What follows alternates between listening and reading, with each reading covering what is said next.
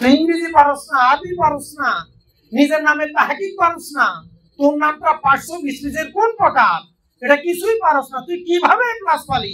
এটা আমাদের শিক্ষা ব্যবস্থার সমস্যা, এটা সারা দেশেরই সমস্যা। আমরা অনুষ্ঠানের শেষ পর্যায়ে এসে আমরা এখন চলে যাব সবাই। এর আগে আমি একটু কথা বলবো। আসলে আমরা এই প্রতিষ্ঠানে আপনাদেরকে কেন আনলাম, আপনাদের বাচ্চাদেরকে কি দেওয়ার জন্য এখানে এনেছি। আমাকে অনেক শিক্ষক বলেছিল আজকে কিছু প্রদর্শনী দিবে, কিছু ছাত্র ইংরেজি বক্তৃতা দিবে, আরবি বক্তৃতা দিবে। আমি বলছি না, এখনো আমাদের প্রদর্শনীর সময় হয়নি। যেদিন আমাদের প্রতিষ্ঠানের সব ছাত্র আরবিতে বক্তৃতা দিতে পারবে, ওই দিন আমরা আরবিতে বক্তৃতা দেওয়া। এবং এমন না যে দুইজনে দিবে আর অভিভাবকরা মনে করবে বোধহয় সবাই পারে। আমার কাছে এটা একটা ধোঁকা মনে হয়। এখন সারা দেশের প্রতিষ্ঠানগুলো একে তো বাণিজ্যিক হয়ে গেছে, আবার অনেকটা ধোঁকাপূর্ণ হয়ে গেছে। এই জন্য এটা আমি খুব এড়ানোর চেষ্টা করি। আমি না পারলে বলবো যে আমি পারি না, কিন্তু না পারার নামে পারার ঢং করা, এটা কিন্তু খুব খারাপ। এটা জ্ঞান তো দূরের কথা, এলেমের সাথেও এটা মানায় না। এজন্য আজকে আমরা কিন্তু ছাত্রদের কোনো অংশগ্রহণই রাখি। একটা ছাত্র আমাকে বললো যে ও রাসূল সাল্লাল্লাহু আলাইহি সাল্লামের আওসাফুর রাসূল, রাসূল সাল্লাল্লাহু নাতের উপরে কিছু কথা বলবে, কিন্তু বোকা এখানে এসে আমাদের রুটিন বহির্ভূত, রুচি বহির্ভূত কিছু কথা বলে ফেলেছে।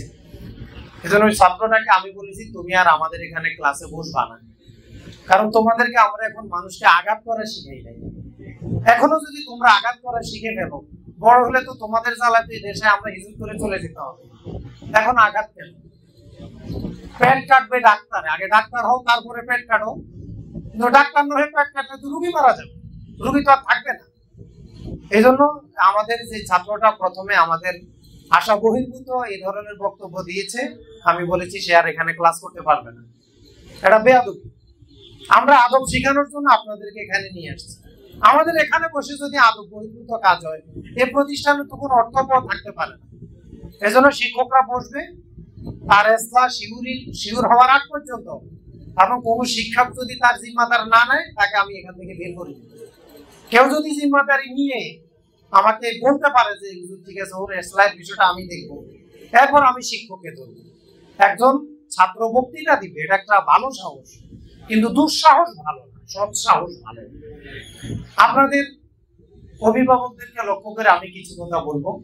1 নম্বর কথা, আমাদের নিয়তকে খালেজ করতে হবে।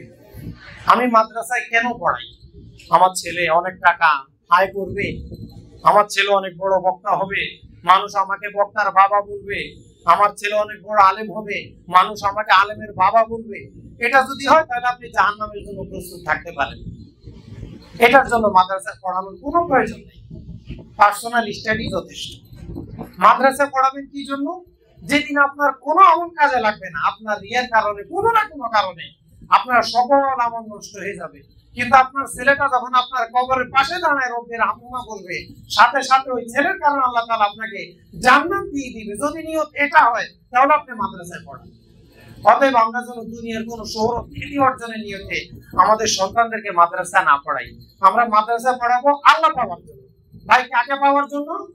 আল্লাহ পাওয়ার জন্য আমরা মাদ্রাসা। আমরা যারা শিক্ষক, আমরা যারা শিক্ষার্থী, আমাদেরকে আল্লাহ পাওয়ার জন্য শিক্ষকতা করতে হবে, আল্লাহ পাওয়ার জন্য শিক্ষার্থী হতে হবে, আল্লাহ পাওয়ার জন্যই মাদ্রাসায় শিক্ষার্থী পাঠাতে হবে। ভিন্ন কোনো উদ্দেশ্য থাকলে আপনি কিন্তু ব্যর্থ, আমিও ব্যর্থ, আপনিও ব্যর্থ, হাজার হাজার টাকা সব ব্যর্থ, কোনো কাজে লাগবে না। দ্বিতীয় নসিহত থাকবে আপনাদের প্রতি, আপনারা সন্তানদেরকে একটু সময় দিবেন। কিছু কিছু অভিভাবক এবং ছাত্রের সম্পর্ক যখন অফিসে নিয়ে আসে, আমরা কিন্তু মূল্যায়ন করছি বাপ ছেলের সম্পর্কটা কেমন, চোর পুলিশ সম্পর্ক না বন্ধু বন্ধুর সম্পর্ক। এখন বাপ ছেলের সম্পর্ক থাকতে হবে বন্ধুর মতো। আপনারা এই ছেলেরা যখন বাড়ি যাবে ওদের সাথে খেলাধুলা করবেন, একত্রে খেলবেন, যে আসো আমরা একত্রে ফুটবল খেলি, আসো আমরা একত্রে ক্রিকেট খেলি। বৈধ গুণমুক্ত যে খেলা আছে এটা আপনারা একত্রে খেলবেন। আপনার বাচ্চা যদি আরেকটা বাচ্চার সাথে খেলাধুলা করে, সে কিন্তু গালিগালাজ শিখবে, সে কিন্তু অনৈতিকতা শিখবে, সে কিন্তু নামাজ ছেড়ে দেওয়া শিখবে। ওই খেলাটাই যদি আপনি পারিবারিক ভাবে আয়োজন করেন, আপু নামাজের সময় হয়েছে, চল আমরা নামাজ পড়ে আসি, সে কিন্তু খেলাও শিখলো, নামাজও শিখলো। আপনার ছেলের নৈতিকতার প্রত্যেকটা পয়েন্টে আপনাকে দারোয়ানগিরি করতে হবে। আমরা অনেক মনীষীর জীবনী পড়তে দেখেছি, তাদের বাবা তাদের দারোয়ান ছিল, ছেলে কি পড়ে, কোথায় যায়, কার সাথে থাকে, কি বই পড়ে, তার 24 ঘন্টার আচরণ বিধির একটা এন্ডোস্কোপির মতো একটা রিপোর্ট তাদের অভিভাবকদের কাছে থাকতো, যেগুলো বড় ভাই শাসিত পরিবার, বড় ভাই এই কাজগুলো করতে, বাবা হয়তো বিদেশ থাকে অথবা বৃদ্ধ এখন খবরদারি করতে পারে না, বড় ভাই এই কাজগুলো করতে হবে। অর্থাৎ আপনি এটা মনে করবেন না যে দারুণ নজর দিয়েছে অতএব দারুণ আল্লাহওয়ালা হয়ে গেছে, এখান থেকে কিন্তু অনেক নিদারুণ মানুষ তৈরি হয়। আমাদের এটা একটা সাগরের মতো। আমাদের এখন বর্তমানে 423 জন ছাত্র আছে, এর মধ্যে 23 জন ছাত্রকেও আমি চিনি না। আমি ব্যক্তিগতভাবে এখন ছাত্রদেরকে চেনার চেষ্টা করি না, কারণ চিনলে কি সমস্যা, ওর সাথে সম্পর্ক বাড়ে, ওর বাবাকে শাসন করা শুরু করি, ওর মাকে শাসন করা শুরু করি, ওর ঘরে ডিশ টিভি ভাঙার চেষ্টা করি, এই যখন আক্রমণ শুরু করি তখন মানে অবস্থা খুব খারাপ হয়ে যায়। আর এটা খুব বাস্তব যে ঘর যদি গুছালো না হয়, গুছালো জাতি তৈরি করা অনেক কঠিন হয়ে যাবে। এই জন্য আমি প্রথমে বললাম যে আপনার একটু নিয়তটাকে খালেজ করতে হবে। দ্বিতীয় হলো সন্তানদেরকে সময় দিতে হবে, শাসনও করবেন, সোহাগও করবেন, শুধু ধমকের উপরে রাখবেন না, আবার শুধু কোলে তুলে হাত পা একবারে অবশ করে দিবেন না, মাঝে মধ্যে 2-1টা লাগাবেন, আবার জড়ে ধরে 2-1টা চুমুও দিবেন। তাহলে সন্তান শাসন সোহাগ নীতির একটা ব্যালেন্সপূর্ণ অবস্থানে থাকলে এরা ভালো কিছু করতে পারবে। এখন আমাদের সমস্যা কি, আমরা দেখি কিছু অভিভাবক এত সোহাগ করে উনার ছেলেকে মারাই যাবে না, ধমকও দেওয়া যাবে না। আরে বাবা, এটা কি কোন নবাব সিরাজউদ্দৌলার বংশের পোলাপান নাকি, না রাজবংশের পোলাপান? আপনি এটা বললে তো আমরা মানুষ করতে পারবো না। তাকে আমাদেরকে সোহাগ শাসন দুটোটার সুযোগ দিতে হবে। এখন শাসন করতে গিয়ে কিছু মিস্টেক হয়ে যেতে পারে, এটা আপনাকে একটু কৌশলের সাথে শিক্ষকের সাথে শেয়ার করে বিষয়টা নিয়ন্ত্রণ করতে হবে। আমারও 2-3টা বাচ্চা পাশের আমাদের আন্নাজাত মাদ্রাসায় পড়ে। আমি দেখি একদিন আমার বড় ছেলের গায়ে একবারে বেতের দাগ। তো বাবা হিসাবে আমি খুব ব্যথিত। তো কয়েকজন হাফেজ ছাত্র মিলে এইভাবে মারে কেন, এইভাবে হুজুর হেফখানায় মার দিতে হয়, আপনি যদি শুইতে না পারেন তাহলে হেফখানা থাকতে পারবে না। আমাকে কি বলে খালি খালি এইভাবে মারে, পাইপ দিয়ে পিঠা, এটা করে সেটা করে। পরে চিন্তা করলাম না, আসলে বিষয়টা তো এমনই। আরেকজনের বাবাকে নসিহত করি, এখন আমাকে নসিহত করবে কে?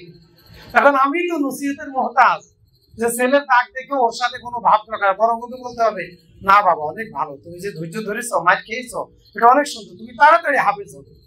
এখন অবস্থা এমন হয়েছে ওরা মার খেলো আমার কাছে বলে না, কারণ জানে এখানে বললে আবার আরেক ক্লাস হবে। সেজন্য মাদ্রাসাটাই শেষ, এখানে আর বলার কোনো প্রয়োজন নেই।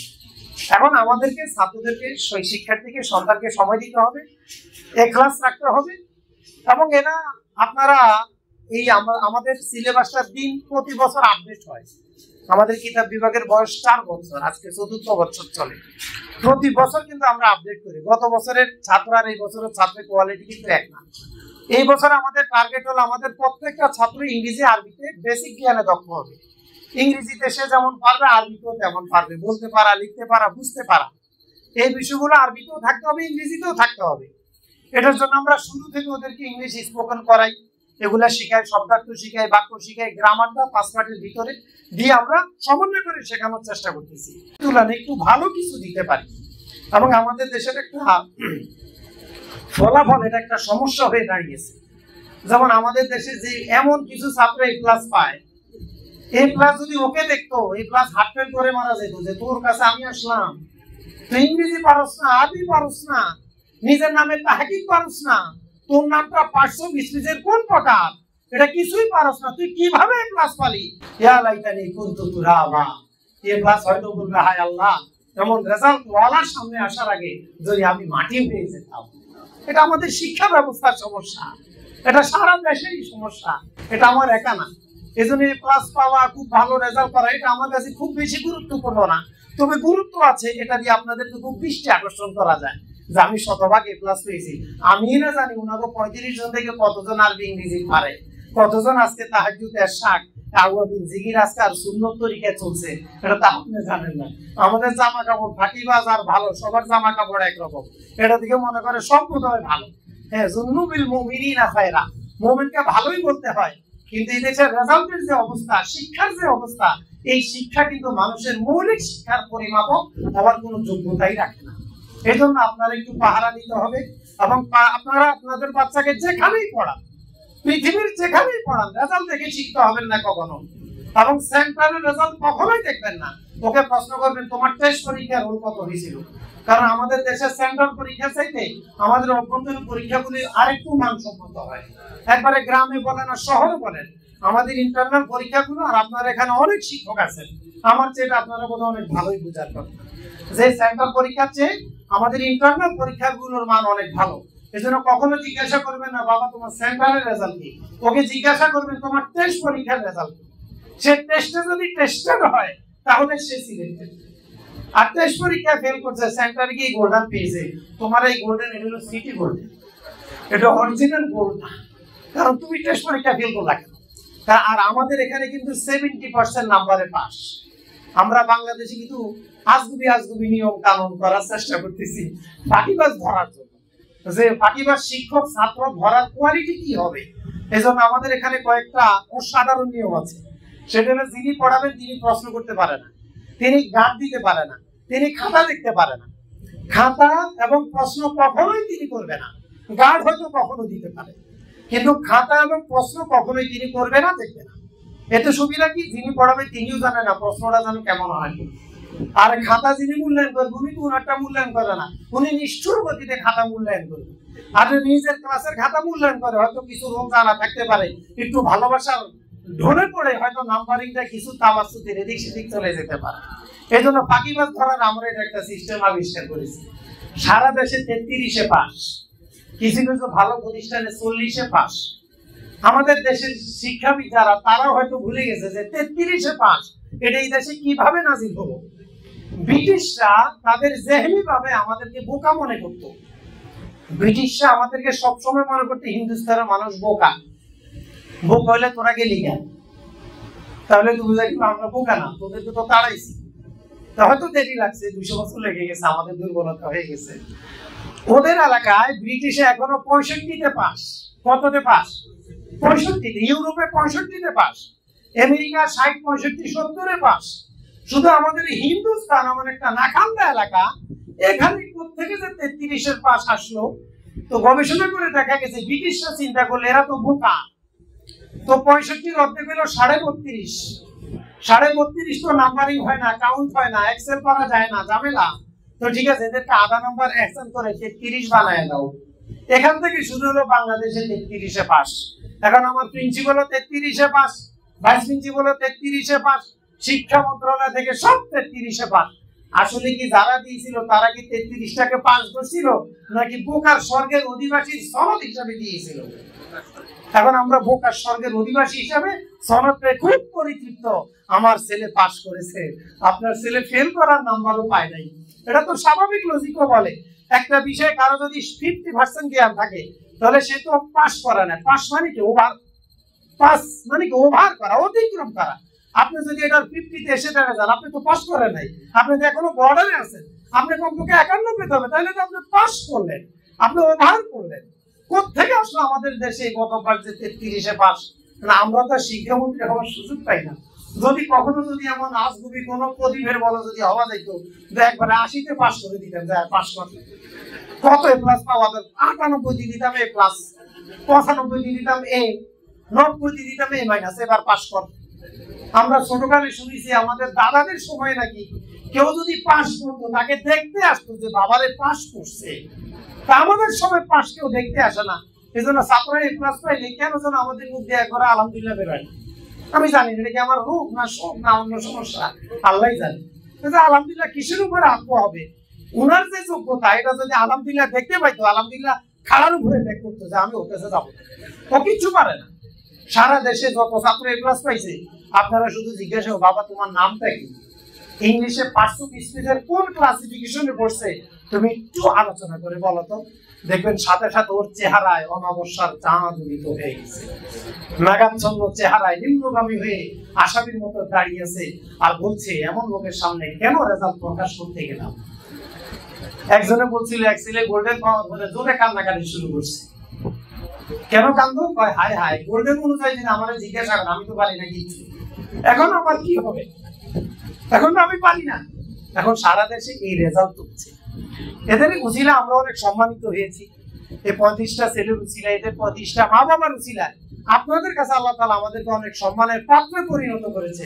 এই জন্য শুকরিয়া স্বরূপ মাদ্রাসা থেকে তাদেরকে আমরা গিফট করছি। আর আপনাদের সবার জন্য আজকে একটু গিফটের আয়োজন করেছি, এটা শুকরিয়া, কিন্তু এটা কিন্তু পরিতৃপ্তির বহিঃপ্রকাশ নয়। সাবধান, কেউ মনে করবে না যে আমরা একবারে খুশিতে বোধহয় একবারে হাই টেম্পারেচার হয়ে গেছে আমাদের, বিষয়টা এমন না। বরং আমি দারুণ ভাবে শোকাহত, আমাদের দেশে যে পরিমাণ বর্ণ জ্ঞান হয় এর 10% জ্ঞান চর্চা হয় না, আখলাক চর্চা হয় না, চরিত্র চর্চা হয় না। এই জন্যই আজকে আমাদের ছেলেরা ইঞ্জিনিয়ার হয়, ডাক্তার হয়। ডাক্তারের বেতন যদি হয় 25,000 টাকা, ওনার প্যাথোলজি দিকে আসে মাসে আরো 1 লাখ টাকা। এই মেয়া সাহেব প্যাথোলজির টাকা পেয়েছেন কোথায়? আমাদের দেশের রুগী, গরিব রুগী, সে প্যাথোলজির বিল দেয় 15,000 টাকা, ডাক্তারকে ভিজিট দিল 1500 টাকা। এখন ওষুধ কেনার টাকা কোথায়?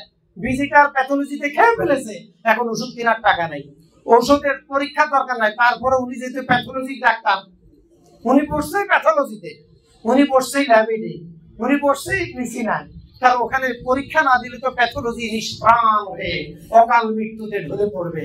এই জন্য ওনাদেরকে পরীক্ষা লিখতেই হবে।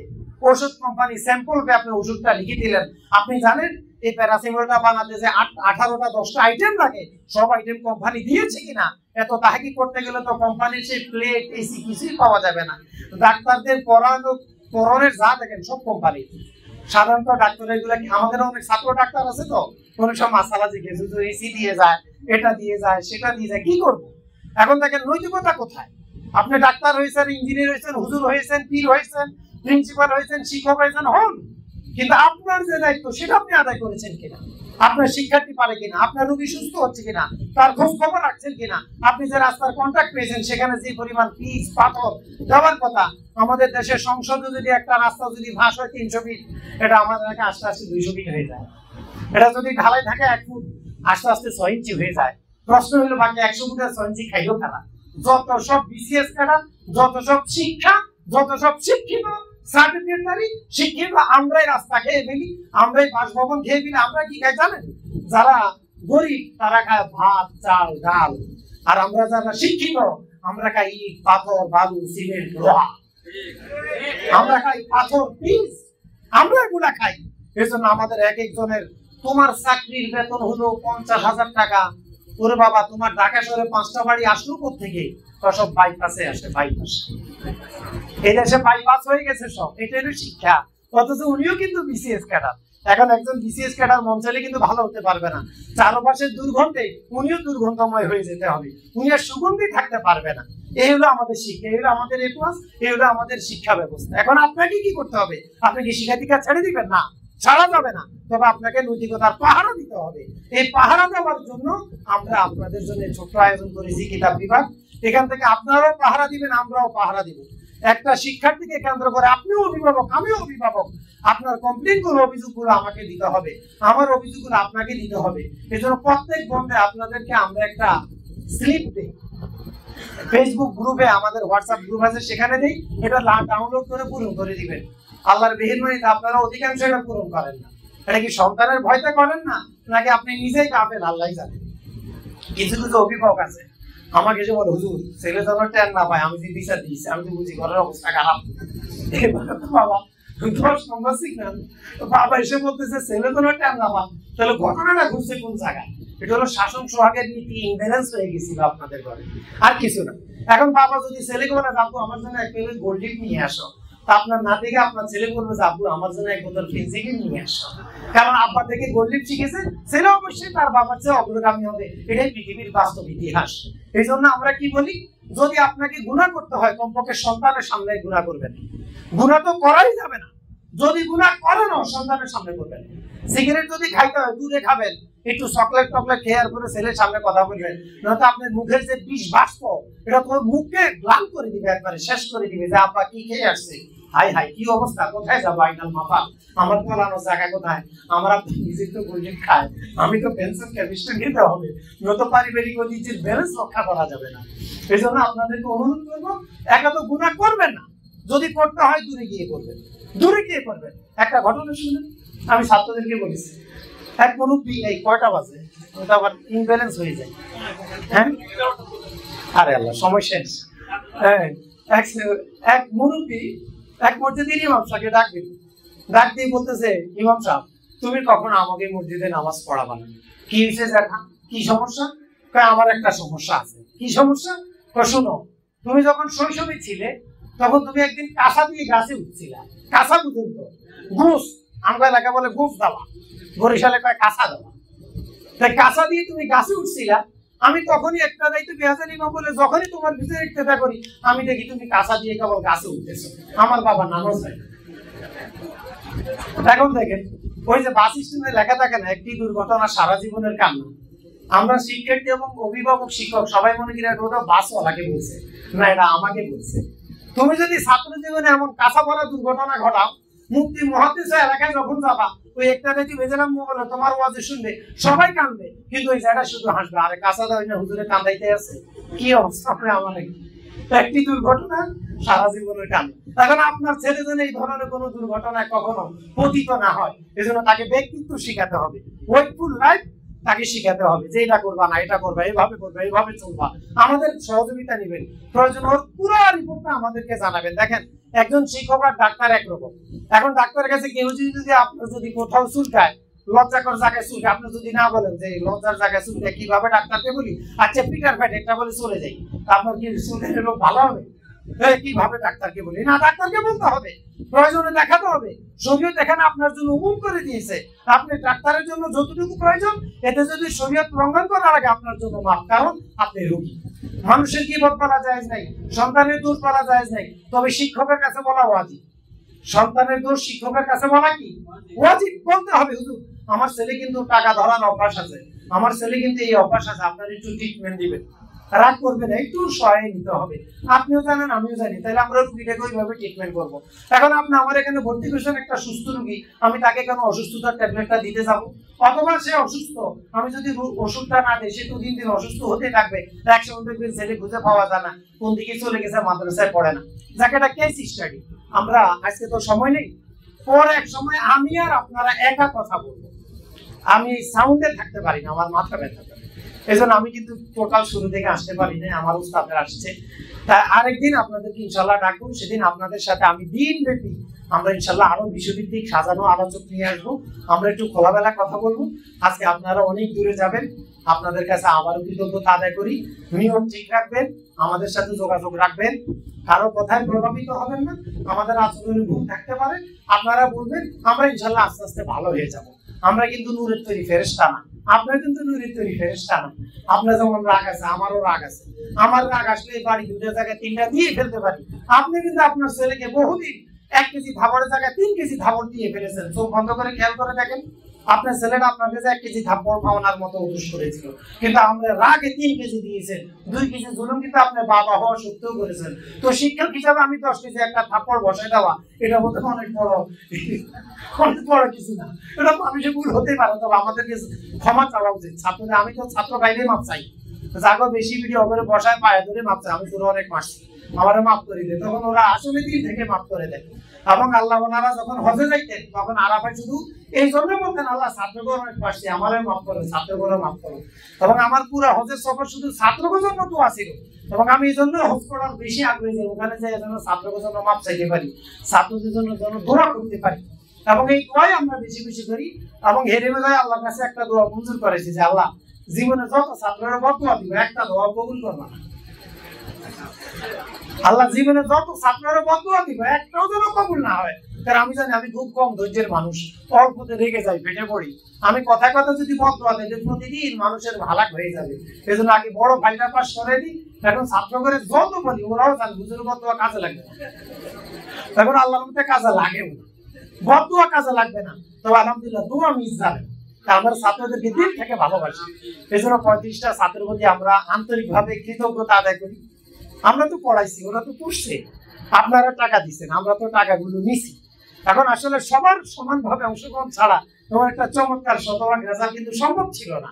এই জন্য আপনারা যেন খুশি হবেন, আমাদের যিনি ক্লাস টিচার ছিল আমাদের মুফতি মাহাদি হাসান শাহরাস্তি হুজুর, আমরা প্রতিষ্ঠান থেকে ওনাকে 35 জন ছাত্রের মোকাবেলা 35,000 টাকা আমরা নগদ গিফট করেছি শিক্ষকদেরকে। আমরা এবং বলেছি আগামী পরীক্ষায় যদি ছাত্ররা গোল্ডেন সহ পায় তাহলে শিক্ষকের 1,500 টাকা করে দিব, ছাত্র প্রতি 1,500 টাকা করে দিব। আমার কাছে প্রতিষ্ঠানে ভবন করার চেয়ে মাথার পিছনে টাকা ঢালার গুরুত্বটা বেশি। আমার এই শিক্ষকের মাথা ঘুরে এই ট্রান্সমিটার গুলো যদি শান্ত, ভদ্র, শিষ্ট, ভালো থাকে, তাহলে আমি ভালো ভালো কিছু তৈরি করতে পারবো। আর এদের পেট আঘাত দিয়ে যদি বিলি করা শুরু করি, তাহলে এদের সবসময় মাথা গরম থাকবে, দেখবো তো পড়াইতে পারবে না, ঝামেলা হবে। এজন্য আপনাদের সহযোগিতা চাই। আমাদের প্রতিষ্ঠানের ভ্যালু হিসাবে আমরা কিন্তু 3 ভাগের 1 ভাগ টাকা নেই। হয়তো আপনারা অনেকে ক্ষিপ্ত হয়ে গেলেন, মাসে 7,000 টাকা নেন, এটা 3 ভাগের 1 ভাগ। জি, আমি তো বলি 4 ভাগের 1 ভাগ। আপনি আমাদের মাহবুবুর রহমান মোল্লা কলেজে যান, শামসুল হক খান স্কুল এন্ড কলেজে যান, এখানে যান, এখানে ভর্তি কত? 20,000 টাকা।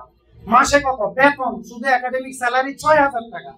তা আপনি দিতেছেন মাসে বেতন 7,000, এর মধ্যে থাকা, খাওয়া, বিদ্যুৎ, জেনারেটর, এই 10-15 টাকা ফ্রি, সব ফ্রি। বেতন দিতেছেন 7,000। ওখানে পড়াইলে নির্দিষ্ট ক্লাস টাইম, কোচিং, এরপরে কোচিং থাকে 2 ঘন্টা, 2.5 ঘন্টা। আর আমরা এখানে একটা ছেলেকে 9 থেকে 9.5 ঘন্টা পড়াই। 9.5 ঘন্টা ফুল টাইম শিক্ষক থাকে। জিজ্ঞাসা করেন আপনার ছেলেকে, জিজ্ঞাসা জবাব, তোমার সামনে শিক্ষক থাকে কিনা? তুমি রাতের বেলায় ইংলিশ টিচার পাও কিনা, আরবি টিচার পাও কিনা, যখন তোমার যেটা হেল্প করে তুমি শিক্ষক পাও কিনা? এই যে ছাত্র শিক্ষক সবাই থেকে একত্রে তারা আটকায় রাখি, এটার বিল তো ভাই মাসে আপনারা কমপক্ষে 30,000 টাকা দেওয়া দরকার। এখন আমাদের মাদ্রাসার অভিভাবকদের আসলে এত শিল্পমুক্ত অভিভাবক আমাদের নাই, আমরা সবাই মধ্যমানের। যদি 30,000 টাকা ধরি দিন আমার থেকে আমরা মারুম হবো। এই জন্য এটা 4-7-28 সাইডওয়ের একবার 7,000 টাকা ধরছি। এতে অনেকে হাঁপায় যায়, হুজুর এত টাকা, ভাই ভালো খাবেন না, টাকা দিবেন না, কোনো কোম্পানি খাবার বানাতে পারবে না। এখন আমরা যে সেবাটা দিতে চাই, এটা জেনারেলি খুব এক্সপেন্সিভ এরিয়া, অনেক ব্যয়বহুল। আপনার অন্য প্রতিষ্ঠানে অনেক কিছু দেখবেন, কিন্তু এইভাবে ছাত্র শিক্ষক যে তাল আটকায় রাখা যায়, এই শিক্ষকরা তো একটু ঠেকে নাই আপনার কাছে। অনেক চাকরির ব্যবস্থা আছে, হয়তো ওরা আমার ছাত্র এই জন্য কিছু বলে না। যদি অন্য জায়গায় হয়তো হয়তো আমি এই জনবল, এই ধরনের সুন্দর পরিবেশ, এই আটকায় মাহফিল দেওয়ার পরিবেশ হয়তো আমি করতে পারতাম না, যেটা আমাদের দেশে অনেকেই পারে না। আমাদের মাহবুবুর রহমান মোল্লা কলেজে এক এক শিক্ষকের বেতন হলো 1.5 লাখ টাকা, 1.5 লাখ। শামসুল হক খানের বেতন হলো 90-95 হাজার টাকা। আমার শিক্ষকের বেতন মাত্র 30-35-40 হাজার টাকা। তাহলে তাদের তুলনা আমি কিন্তু এদেরকে 4 ভাগের 1 ভাগ দিচ্ছি। কিন্তু আমাদের খেয়াল আছে, আমরা যদি আপনাদেরকে আরো ভালো সেবা দিতে পারি, ভালো, যেদিন আমি মনে করেন যেদিন আমি বলে ফেলবো এখন থেকে মাসিক খরচ 12,000 টাকা, ওই দিন মনে করবেন এখানে আর কোনো দুর্বল নাই, এখানে কোনো বি গ্রেড নাই, এখানে কোনো সি গ্রেড নাই, এখানে সব এ ক্লাসে পৌঁছে গেছে। এজন্য খরচটাও গোল্ডেনের গতিতে চলে গেছে। এ ক্লাসে আসলে খরচ কিন্তু গোল্ডেনে চলে যাবে। এখন যেহেতু আমরা ওই স্তরে যাইতে পারি নাই, এই জন্য মোটামুটি কোনো মতে যানবাহনের খরচ 7,000 টাকা নিতেছি। এবং আগামী জুলাই থেকে আলহামদুলিল্লাহ আমরা 500 টাকা মাত্র বাড়াবো। যদিও প্রয়োজনে 1,500 টাকা বাড়ানোর কথা ছিল, কিন্তু এত টাকা বাড়ালে আমাদের অভিভাবকরা ক্লান্ত হয়ে যাবে। এই জন্য আমরা মাত্র 500 টাকা বাড়াবো। টাকা পয়সা এগুলো তো ভাই আসলে অস্থায়ী বিষয়। আর আপনি শিক্ষক হিসাবে জানেন যে আপনার প্রতিষ্ঠানের কি অবস্থা, শিক্ষকরা কয় ঘন্টা পড়ায়, কি পারে, কি মোতালা করে, ছাত্ররা কতটুকু পারে, সব মিলে দেখবেন সারা দেশে একটা অধিকাংশ প্রতিষ্ঠানে একটা বিক্ষিপ্ত অবস্থা। এই অবস্থা থেকে আমরা একটু সরে আসতে চাই।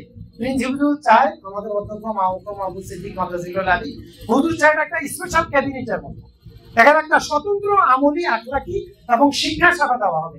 আপনারা আমাদেরকে সহযোগিতা করবেন। আমরা দীর্ঘ সময় আপনাদেরকে বসিয়ে রেখেছি।